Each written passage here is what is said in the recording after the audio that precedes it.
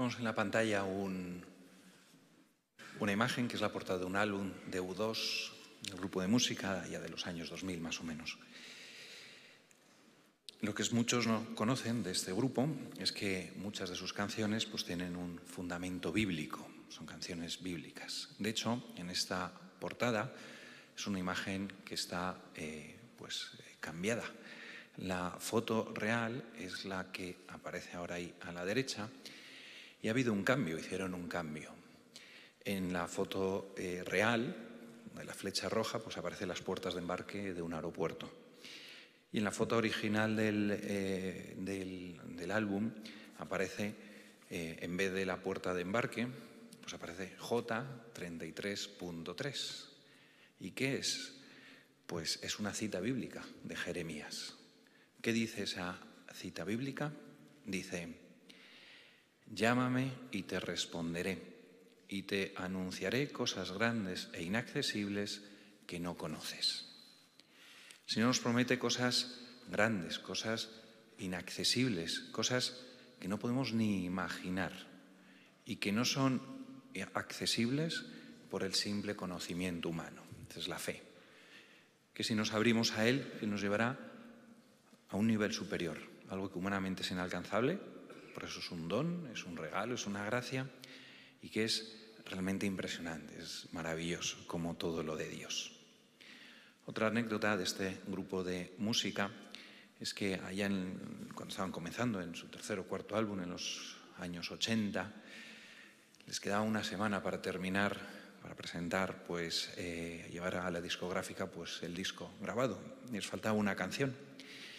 Dicen que cogieron la Sagrada Escritura directamente, la abrieron y decidieron poner música al Salmo 40. Es una canción que se llama 40, es el Salmo 40.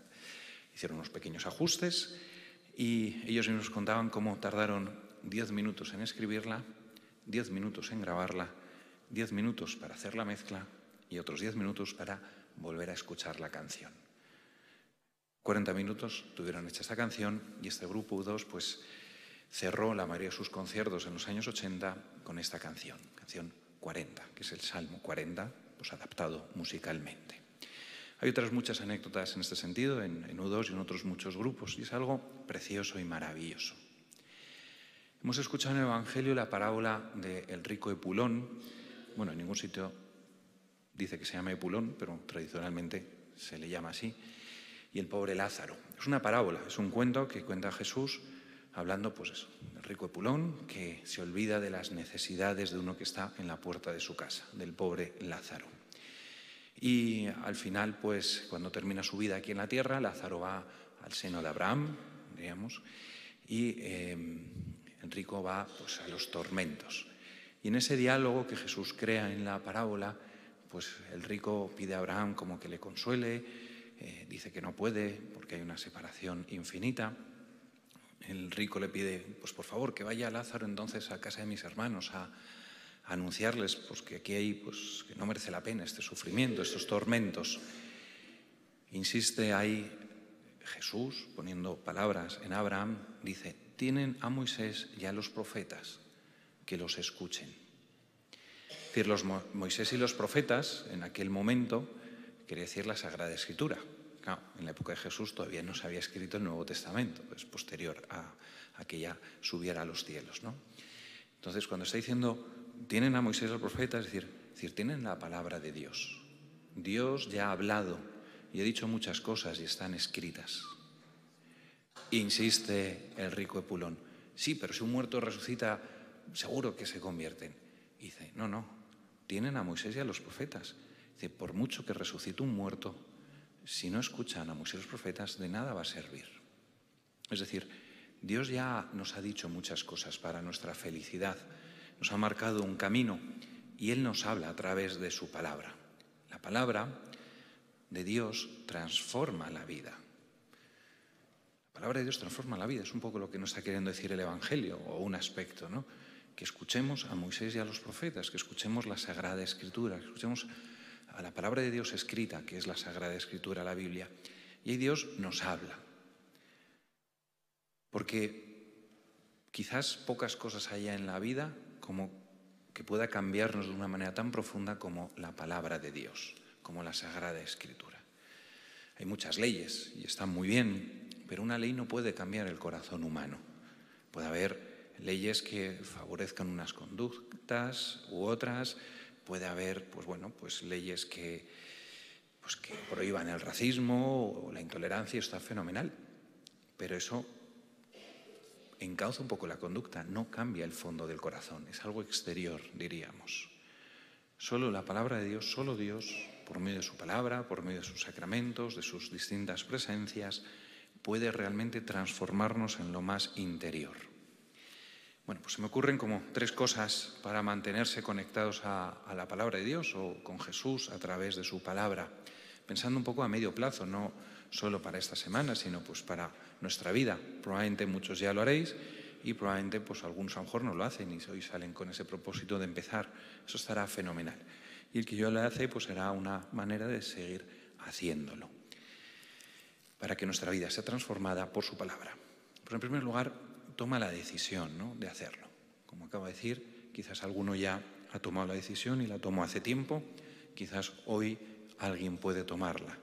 No esperes un mejor momento para hacer de la palabra de Dios una parte, un elemento regular, diario de tu vida. Te invito a comenzar hoy si todavía no lo haces. En segundo lugar, es bueno comunicar las intenciones a otras personas, decírselo a otras personas, siempre ayuda a mantenerse en el camino, ¿no? Uno solo a veces es más fácil desviarse, caer, pero con otras personas es más fácil mantenerse en el camino, en las decisiones tomadas. E incluso es bueno hacerlo de vez en cuando con otras personas. A veces será en familia, a veces será con un grupo de amigos, a veces será en un beta, lo que sea. Será un lugar para escuchar la palabra de Dios y que nos vaya transformando. Porque aquí lo importante es la continuidad, como un goteo. Mucho agua es destrucción, ¿no? Ahora en estas tormentas, después del verano, pues se llevan casas, coches, mucha agua destruye, pero en cambio, gotita a gotita, eso da fruto, ¿no? Gotita a gotita se puede sacar frutos en el desierto, gotita a gotita. Pues eso es lo importante, que hay una continuidad, sin saturarse, poquito a poco, pero permanecer fiel a ese poco a poco. Y ese es el último punto, el tercer punto. Persevera en esa decisión, poquito a poco. No permitas que nada te separe de ello. Merece la pena estar absolutamente determinado a hacer esto un hábito permanente en la vida. La misa es lo más grande, es la presencia real de Cristo. Pero habrá muchos días en nuestra vida que no podremos ir a recibir al Señor. Viaje transoceánico, estaremos enfermos, pero en cambio la palabra de Dios podremos leerla todos los días. Hay muchísimas aplicaciones, te mandan un versículo, las lecturas o el Evangelio de cada día, 1 o 2 minutos, gotita a gotita.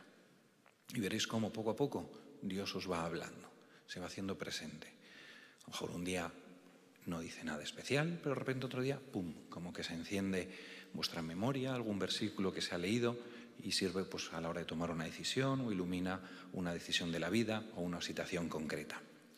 Así que será muy fácil si uno permanece poco a poco, si persevera en esa decisión, será fácil que Dios cada día se vaya comunicando de una forma más evidente, más clara en tu vida. Pues lo pedimos hoy al Señor, ¿no? Como decía el Señor en el Evangelio, tienen a Moisés y a los profetas, que los escuchen. Pues nosotros se lo pedimos hoy a Jesús. Jesús, ayúdanos a escucharte por medio de tu palabra, porque solo tu palabra transforma la vida.